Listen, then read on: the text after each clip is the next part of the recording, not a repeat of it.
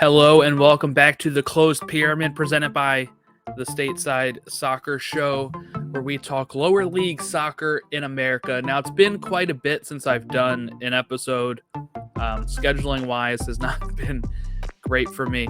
But I did want to come back specifically because there was some big news that was broken. So that's going to be what most of this episode is about compared to our usual checking how the USL is doing. We'll still do some of that as we go, but you may have seen the report from Tom Bogert at The Athletic that the USL is thinking about instituting promotion and relegation. So will we still be a closed pyramid? Will the show have to change its title at some point? We will see. Some people would say we'll still be closed because MLS will not partake in this. But there's some quotes in here that makes it sound like USL would be fighting for Division 1 status, which means that technically you would have a top flight and relegation below it. But I did want to highlight some of the things in the passages and also what I think is needed in order to make this work. I saw some very odd takes throughout the last few days regarding this. Some being that, hey, this is everything we've wanted, right? And then there's also some takes that were, this won't move the needle at all. And I think I fall somewhere more in the middle here, which is, it probably sounds boring, right? But what I mean by that is there are a few things that I still think need to be done in conjunction with promotion relegation that will lead to the USL being a little bit more solid foundation to help them compete with MLS. There's some interesting quotes I'm going to read from the article. I recommend, if you don't have a subscription to The Athletic, to subscribe and read Tom Bogert's work. He covers a lot of transfer stuff. There was also great writers at The Athletic like Paul Tenorio, Pablo Maurer, people that will cover soccer in America like as a whole blanket, just all soccer in America, MLS. This is kind of like the first thing I think I've really seen that is focusing on the USL on the platform. So I thought this would be a very interesting topic. This isn't a league that gets a lot of publication, a lot of press. There's the great USL show, the podcast that covers the league extensively, the way that I would want to cover this league if I had time and resources to do so. They are so good at their job. And we're going to take a dive into what this could mean for not just the USL, but for soccer in America, how this would affect MLS. We're going to take a look at all of that today and what I think needs to be done in order to make this a success, because I don't think the pro rel is the end all be all, meaning I don't think just instituting promotion relegation is going to be enough to draw people to the league. I think there are things that will happen due to the domino effect of promotion and relegation that might help the league as well. But I do think that there are some instances where it will draw some new fans. It's not going to be an overnight success, I don't think. And again, we'll have to see how they do it, if they even do it, right? So apparently there's a vote going on in the month of August, which is where they are set to vote for the adoption of promotion and relegation in its lower division men's soccer structure. This is what sources briefed on the plans told The Athletic. The sources were granted anonymity because they were not authorized to, discuss the vote, obviously. They are optimistic it'll be passed, but it's not considered a certainty. So I guess that's the first part we got to look at here is none of this is guaranteed. This could just be the first step. And what I mean by that is the first step that this is out in the public, this is being talked about. Will this happen now? That is the kind of stuff that we're going to have to actually question, and we're going to have to see with this vote next month on how this is going to happen. If this vote does get adopted, by the way, this show is going to become like, I'm really going to have to keep up with it all the time, because I think we're going to have a bunch of news throughout the next weeks when this thing gets adopted, if it gets adopted. And then also probably the fallout if it doesn't get adopted, right? What made people vote no? What they were kind of optimistic about it? What happened? That's the kind of stuff that I'm curious on the fallout, and hopefully there will be just as much reporting about that than there was about this initial vote. Okay, so it is taking place August 9th through the 10th in Colorado Springs is where they're having their USL Board of Governors meeting. This is where the vote will take place. If enacted, the USL would be the first open professional league system in modern U.S. soccer history. Now, the vote, it says here in the article, will not be specific and finalized framework for promotion relegation. It's going to be just the topic is up for vote, which means that once it's voted on, they're going to have to start thinking about how they're going to frame it, how they're going to do it, when they're going to enact it. So none of this is like this is for sure going to happen on this date, right? Like if they adopt it, it's not going to take effect next season. Now it says that there's an outside chance that it would take effect 2024, but I'm saying is it's not like immediately going into effect. They're going to have to work out how they're going to frame it out. And the reason for that is in this article, it also quotes that they are looking at creating another division in USL that would be between the championship and League One, which would then kind of create a third tier. So what this sounds like to me is that League Two is not going to be part of this. And League Two, if people don't really know or, are not familiar, does not really have professional teams. They're like semi-pro. They use a lot of like college kids on their off season. So of course that would be kind of a no-go for League Two. Now I assume that some of these teams, if they are League Two, might be able to apply to be in League One maybe, and then League One teams might go to the other tier, meaning that maybe there could be a chance, because I'm not sure how this works otherwise. So reading this here, it says, while the specifics of the plan are still up for deliberation, the league is exploring creating an additional tier between the championship and League One current standing. Expansion teams may step into this new middle tier pending payments of fees greater than those necessary for entry into League One. One source said the current asking fee for entry into League One is around $5 million. So maybe you're looking at $10 million. I don't know what the expansion fee for a championship team is like. But they said sporting merit will dictate some clubs dropping from the championship to the new circuit. One source said they're not aware of any way in which a pre-existing club can move up or down the initial pyramid beyond on-field performance. So it's not like a League One club can buy their way into the championship. Now, or into the league above League One. But expansion teams might be able to purchase their option into that middle tier. So this is interesting. I find this very interesting because, look, we talk a lot about Baltimore on our shows because I'm a Baltimore fan. I got my Orioles Baltimore soccer jersey that they had a giveaway last year. To do another one today when I'm going. But I do think that this market, Baltimore, is a strong market. If you look at EPL ratings, a lot of times it's a high market in viewership. I think it would be interesting to see how that would work. Can a Baltimore team step up and actually purchase the middle tier? Maybe they think the middle tier is more attractive than a USL championship because they might just be able to pay a lesser fee and then get promoted on sporting merit, right?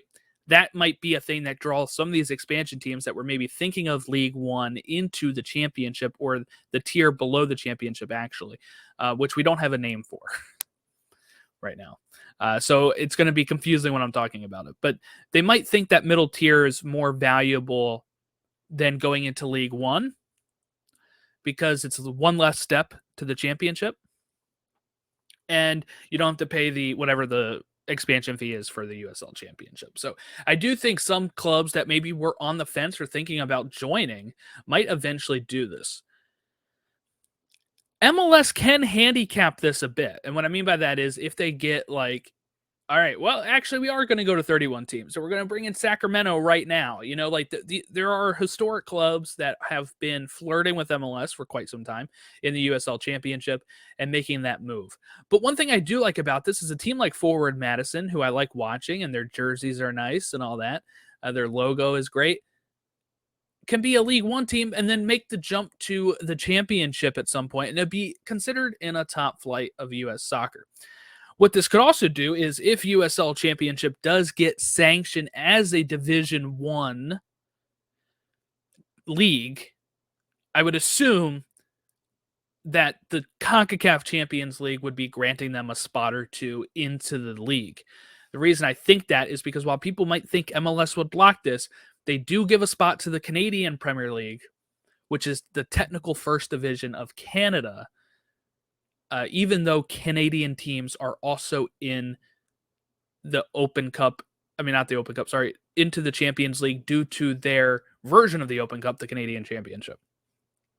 So this is kind of what I think is interesting on how we might be able to get some of these teams into things like the Champions League, which would then, of course, give them an influx of cash, as we know that the Champions League money is getting greater each year here, which means more teams should be taking it seriously, which means more teams will want to get in. So it's kind of like this domino effect, like I alluded to earlier, where I feel like this could, like, for people that say, I had, some people say, what will this exactly do? This isn't going to do anything. And I think it can. I do think this can make a big deal when you just look at the domino effect of if they get Pro Rel, if they get Division I, there's a lot of ifs, right? It opens up pathways for them to actually compete with MLS. Now, of course, we'll talk more about how they can compete with MLS in a little bit here, but just something I wanted to think about while talking about this. Back to the article, they would be creating a third tier for professional USL clubs is seen as a crucial step for a successful model. You can't call this true promotion and relegation if only one league has promotion and the other has relegation, which is one of the sources. One of the sources said there wouldn't be enough at stake. And what they mean by that is what people have always been theorizing is that at one point MLS is going to grow too big and there's going to be an MLS 1 and an MLS 2, and that you could have Pro Rel between the two of them, but they would still be in MLS and they'd still get part of the profits, I guess, right? Which then the billionaires might think, hey, that's actually fine. But in USL, this source, doesn't think that it is enough to only have two leagues that have the movement. And I tend to agree. I think 3 leagues is kind of, I think, the minimum to really make it work. Because there's stakes then in the middle tier, that second division, which the other, if there's only 2, there'd be no stakes for any team that doesn't get promoted. They're still alive. They're still there. There's no option to drop down. In USL, if you have 3 USL leagues, the championship, the middle tier, and League One, then if you get relegated from the championship, you have to make sure you're fielding a good team for the middle tier, or else you're going to fall down to League One. So there is some stuff at stakes here when you have 3 tiers. And I think it's a more reasonable thing that if you're a League One team, you're like, if we do everything right in 2 years, we're up in the top. I think that is why 3 is such a good number. People always talk about in everything's in threes, magical threes, everything like that, right? Because it is integral. And we're talking about a pyramid. Hey, 3 sides of a pyramid, right? So I think it makes sense to have 3 leagues going up and down. Now, I wish League 2 could be a part of it. That's where my team is, Christos, right? Like, there's some things here.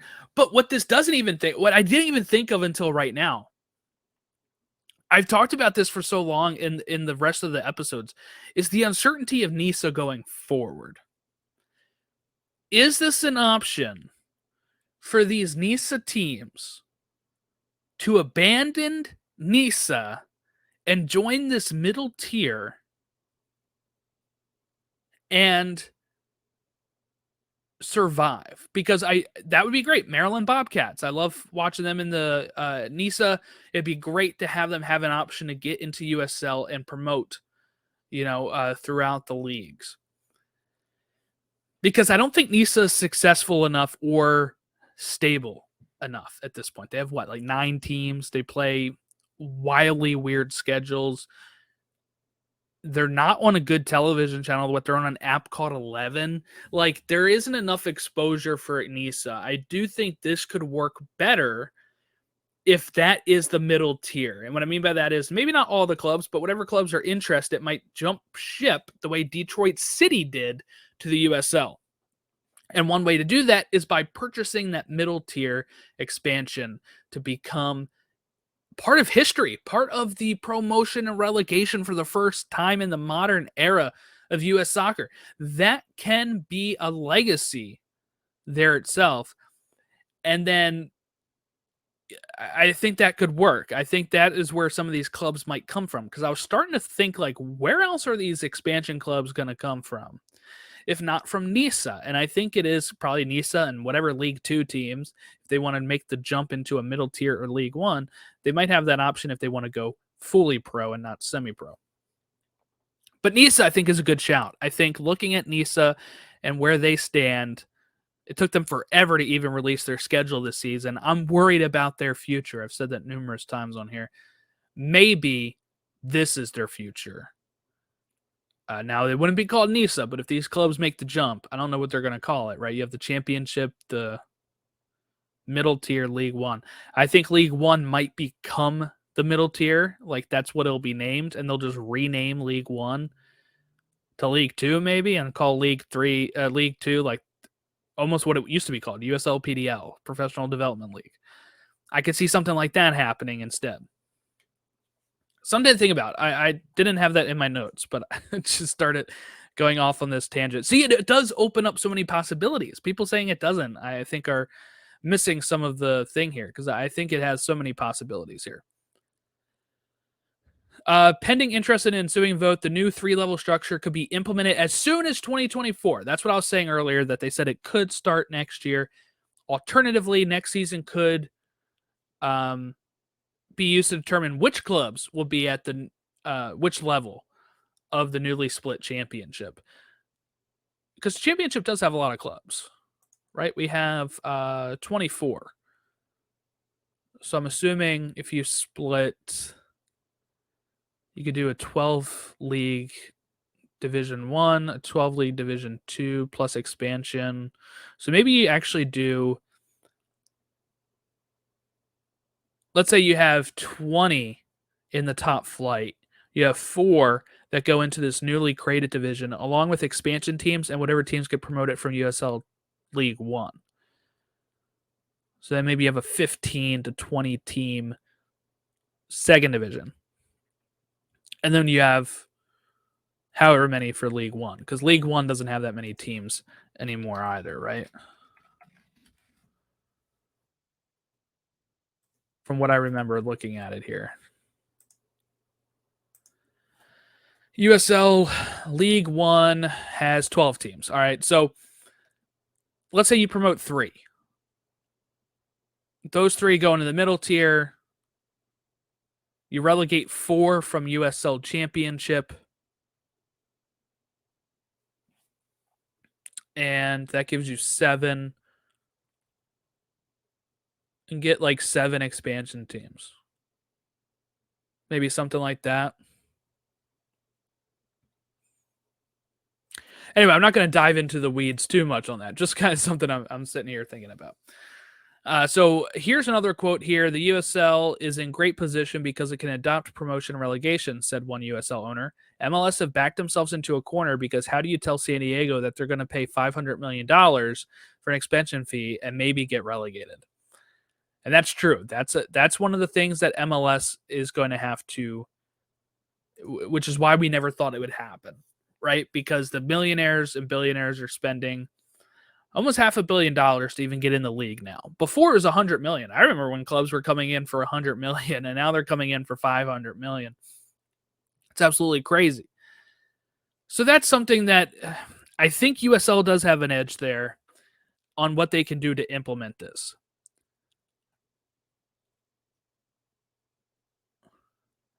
Some people say that it could be at odds with USL's increased focus on developing and selling young players if clubs have further incentive to prioritize winning over all else.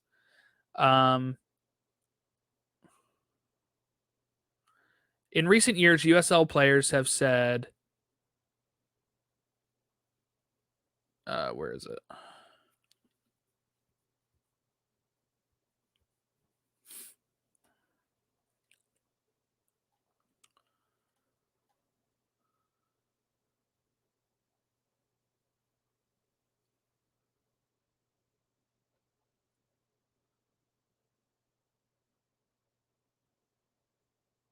Well, all right. I can't find the rest of this quote now. Maybe I didn't screenshot that.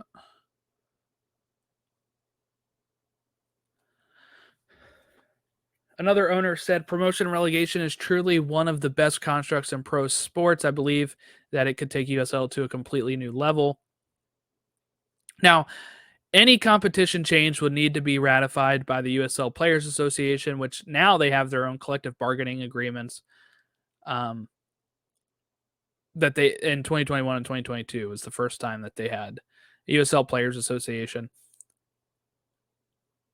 Now, yeah, I guess we'll see how that is. Now, what does USLPA said in a statement? They said promotion relegation is an original and inherent part of the professional soccer framework, but given the different economic foundation and infrastructure of American professional sports leagues, implementing a promotion relegation in a rational manner in the U.S. has presented a conundrum. Given that it is an ecosystem with multiple leagues and divisions, the USL is positioned to make history and introduce promotion relegation to North American professional soccer. That said, there are many issues yet to be navigated and negotiated, and we look forward to having the league approach and engage USL PA in meaningful discussions. That to me reads like a quote that says we're kind of down for it. Meaning that, hey, this is something that happens in soccer. You know, of course, you're going to have to be careful on how you do it. But we look forward to talking about it in a rational manner, adopting it, its position to make history. It has an ecosystem with multiple leagues. Like, it's like the players know, like, hey, this might be good. And I do think maybe I was just thinking maybe the USLPA might put a stop to this, but that statement, I think, is a pretty good statement for USL.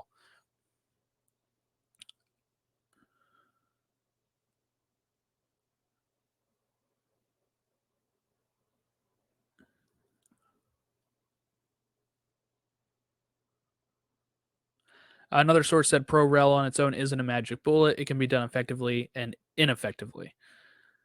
So, yeah, that is the gist of the article. I didn't read everything, so if you want more information, like I said, go ahead and sign up for The Athletic and read it.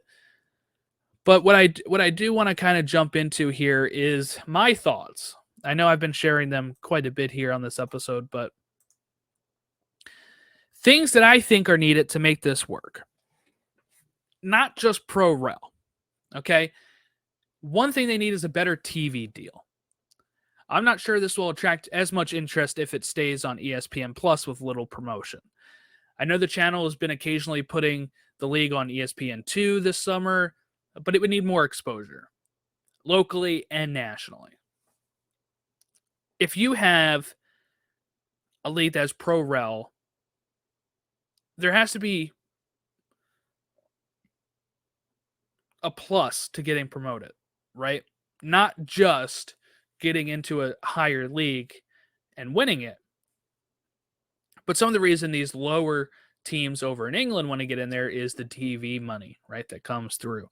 Now, I'm not sure what type of deal they have with ESPN. I think it's probably more of a old MLS style, which means that they're probably paying ESPN to put themselves on there. But I think that is something that needs to be addressed into this. Are they going to get any TV money if they get promoted? Do they get less TV money if they're a Division II team? That's the kind of thing that can really, I think, make. And while that won't matter for fans, what it matters for is the owners, right? Who are like, oh, we can make more money if we invest in this team and get up another level. And which that means that they're actually trying to put a product on the field so they get promoted, which means that the fans are happy because they're getting good teams, good players on the field. So that's step one for me. Along with this is better TV quality. If they are ready to put their money into Pro Rel, they've got to up the quality of the broadcast. I've talked about it plenty on the few episodes we've done so far, but the quality of the broadcast needs to be better. I'm talking about better replays, better cut to replays, better angles, better camera work, more cameras, right? If you watch an MLS match, you get tons of angles of stuff. If you watch the Premier League, you get even more angles. If you watch USL Championship, you get like 3 or 4 angles. That's it.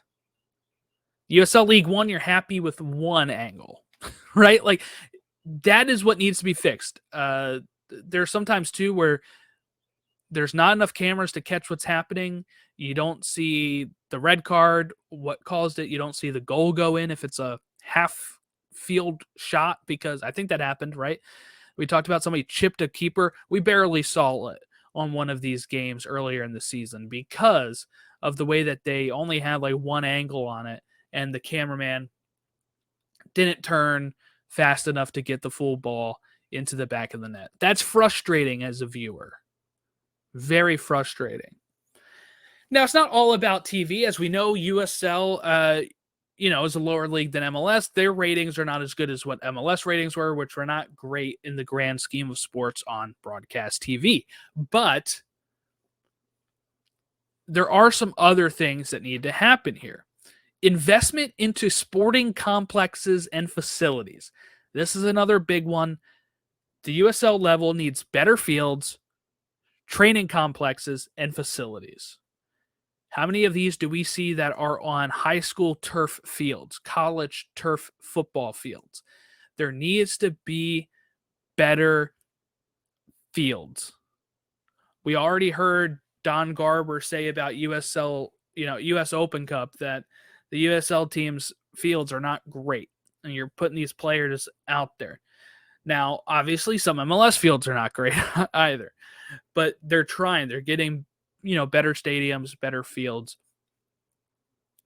USL needs to get to that step too. There are some teams that have really great specific soccer stadiums and all of that, but there are a few teams, especially in the League One and League Two, right, that are just going to the local community college football field. And you have awful lines everywhere, bad turf, the ball's bouncing. When you look overseas, they all have their own stadiums. They have their own training grounds. This is crucial for the growth of the sport here. And while people might say, well, that doesn't matter, right? We don't get enough fans as it is. I think more fans would come out too if the game is better. If the game is just better and it's on better field and looks better, where it's not a million different lines for lacrosse, for football, for soccer, for field hockey.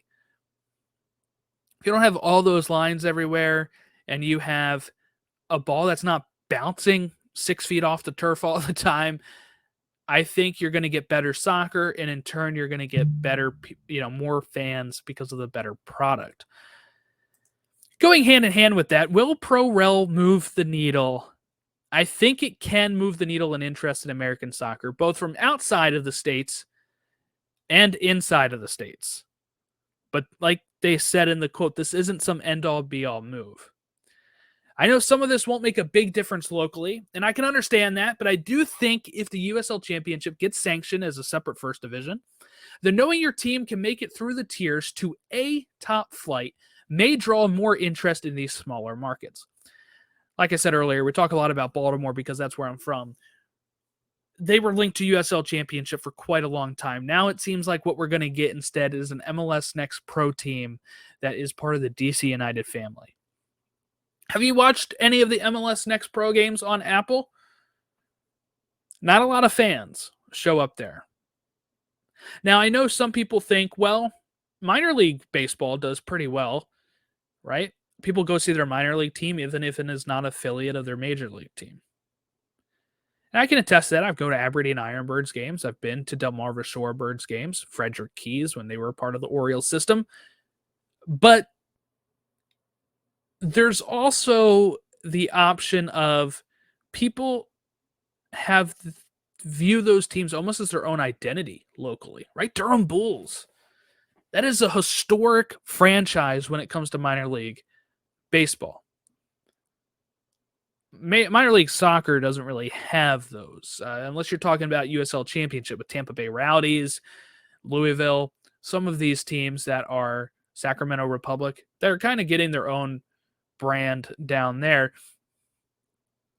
But I don't think an MLS Next Pro team can do that. And what I mean by that is, imagine what they're called. Most of the time, these League 2 teams, MLS Next Pro teams, are called Philadelphia Union 2, New York Red Bulls 2, NYCFC 2. Now, you do have some that are a little bit better, like RSLs, which are like the Royals or whatever. It doesn't give them an opportunity to draw their own connection to the team. What I mean is, okay, Aberdeen Ironbirds are a baseball team that are minor league. Yes, they're an affiliate of the Orioles, but if you're a person that grew up in Aberdeen, or you just live in Aberdeen or in Harford County, Maryland, you might think, let's go to the Ironbirds game. They're my team. They're the local closest team to me. Now, you can also be a fan of that and the Ironbirds. You can watch them, even if you're a fan of something like the Yankees, right? You have a good night at the minor league ballpark. I think it's a little different if you're going to a team called DC United 2, because they're not going to be called Loudoun United, right? If an MLS Next Pro team ends up playing in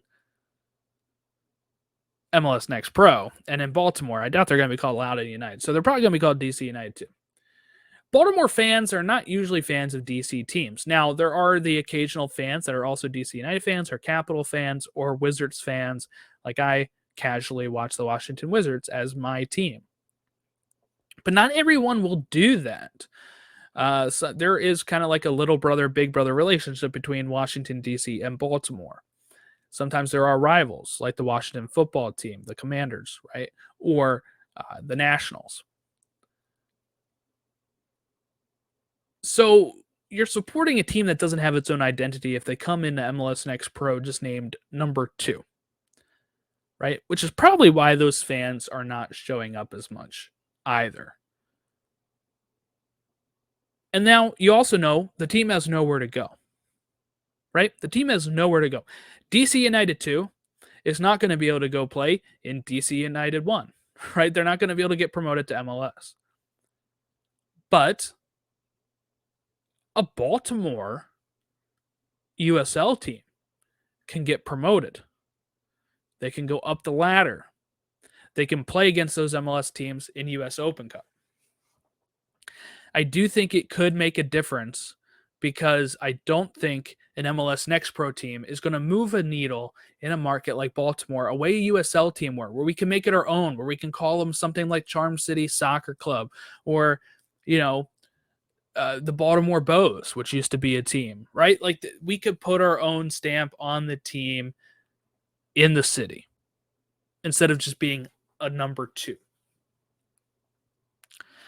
I think with an open period, more fans will come to the games as the team gets better and goes up the ladder. So let's say you're a League 1 team and you get promoted to the middle tier. You now have more money to spend, theoretically, if that's how they decide to divvy this up, which means you can probably get better players, which means a better product on the field, which means winning more games, which means becoming more relevant nationally or locally, which gets more fans locally there. That's the way I see it. That's the way it's supposed to be. Then you go from the middle tier and you get up to the championship. You get more influx of money due to TV or whatever deals they have. You get a better sponsor on your shirt, right? You're getting more exposure in your local market. I keep saying national market, local market. And you go from there and you get even better players. And when you get those better players, the field, the product on the field gets better, which means you're winning more, which means you're probably winning a championship, which means your fans are coming out to the games more. I mean, sometimes they still talk Baltimore Blast, the indoor team, on local radio. They'll have the coach on after they win a championship. They'll talk it very briefly. But if you get a winning team, it's going to break into the market somehow. So I do think that this can move the needle a bit. Now, of course, it depends on things like good ownership, right? good ownership that's going to put money into the team and not just get promoted and then take a check and then fall right back down the standings or whatever. It's also going to have to do with some marketing. You're going to have to go out there and actually market what Pro Rel is, and hey, we have a team that can go up the ladder here. And that kind of might hinge on it getting top flight status as well, having dual Division 1s. What do we do if not? Is it dual Division 2s as USL Championship and the middle tier, or is USL Championship considered Division 2 and there's no way to break into that open pyramid, break into the MLS, and it's never a fully open pyramid and it's going to be fully closed? It's things like that that's going to hinge on if this is a success or not.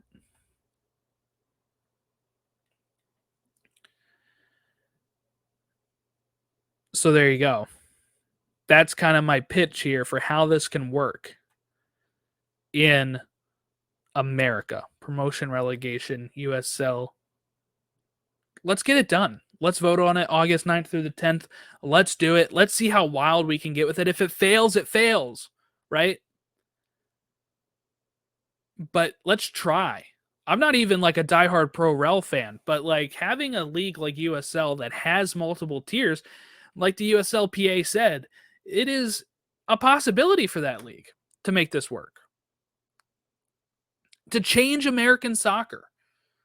Now, of course, how can it do it, right? Because there is the big issue that we didn't talk about yet. How can it compete with MLS if they are both dual number 1 divisions? That is the toughest thing, because MLS can bring in players like Lionel Messi. USL cannot. So where do we go? Where does it go from here? That's the question I have, because you will need to be able to challenge MLS, not just with Pro Rel, but you're going to have to get better players over here.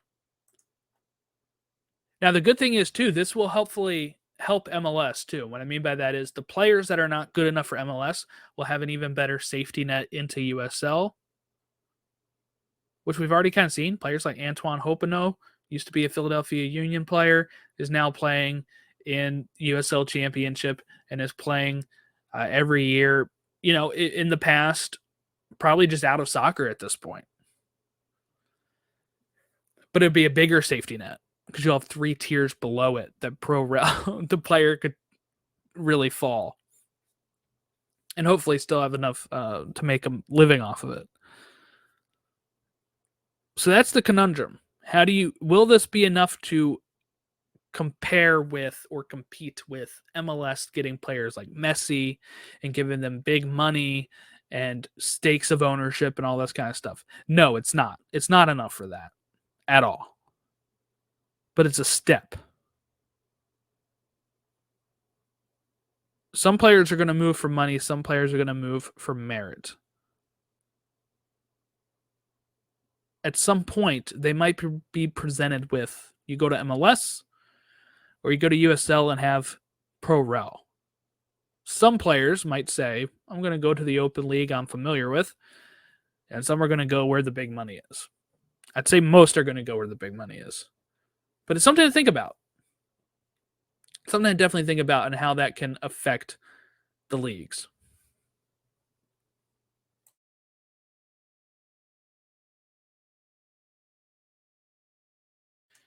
Okay, I think I've rambled enough about that. Let's go ahead and quickly look at the standings for the Eastern Conference and USL Championship. The River Hounds have bounced back up to the top of the East. They have 35 points. They've played 19 games. And they have only 2 losses on the season. Now, they have 9 wins and 8 draws, 11 goal differential. But in their last 5, they are undefeated. Another team that's undefeated in their last 5 are the Tampa Bay Rowdies. Remember, at one point, they were very low in the table. They have 4 wins in their last 5. They have 34 points, and they have a game in hand. So they can theoretically jump over Pittsburgh in the next game.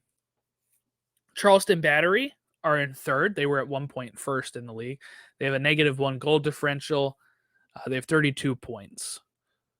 Memphis 901 is sitting in fourth, 29 points. They had a draw recently that put an end to their skid here, where they had 2 losses in a row at the beginning of July. One of those being 6-0 loss to Phoenix and a 4-0 loss to San Antonio. So they were playing the West and they were getting pretty smashed there. Louisville is in fifth with 29 points as well. Birmingham Legion, who were first place, a week or two into the season, they're down to 6. 23 points. They're now 12 points off the first place. They've not been good recently. They have 8 losses on the season, 7 wins, and 2 draws. 2 of those wins in their last 5, by the way. So they were really off to an even worse start. FC Tulsa is in 7th with 22 points. Indy 11 in 8th with 21. Loudoun United in 9th with 20. Detroit City in 10th with 17. Miami FC in 11th with 16 points. And Hartford Athletic in 12th with 10 points. They have 5 straight losses. 12 losses on the year, Hartford Athletic. Playoff spots stop at position 8, it looks like. So that would be Indy 11. In the Western Conference, Sac Republic in first place with 34 points. They only have 1 win in their last 5, 1 loss, but they've had 3 draws. They have 18 games played, 34 points. San Antonio is equal with them, but they've played 1 more game. They've played 19 games. They have 34 points. El Paso in third with 31 points. San Diego Loyal in fourth with 30. Colorado Springs Switchbacks in fifth with 28 points. Monterey Bay in 6th with 27. Phoenix Rising in 7th with 25 points. New Mexico United in 8th with 25 points. And that's the end of the playoff spots. Oakland Roots in 9th with 24 points. Rio Grande Valley in 10th with 23. Orange County SC in 11th with 22. And Las Vegas Lights with 11 points on the season. That's 1 better than Hartford.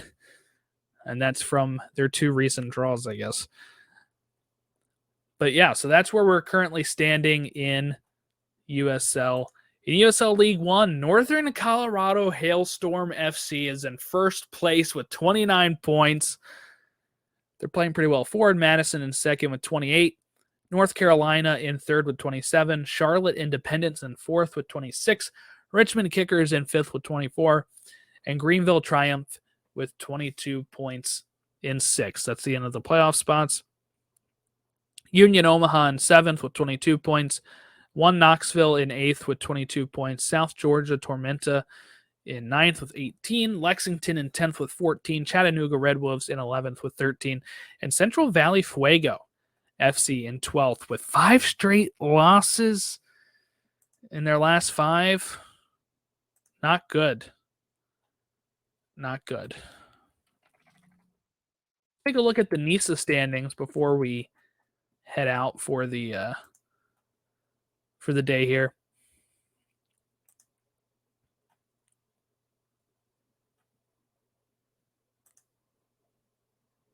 Where's the table?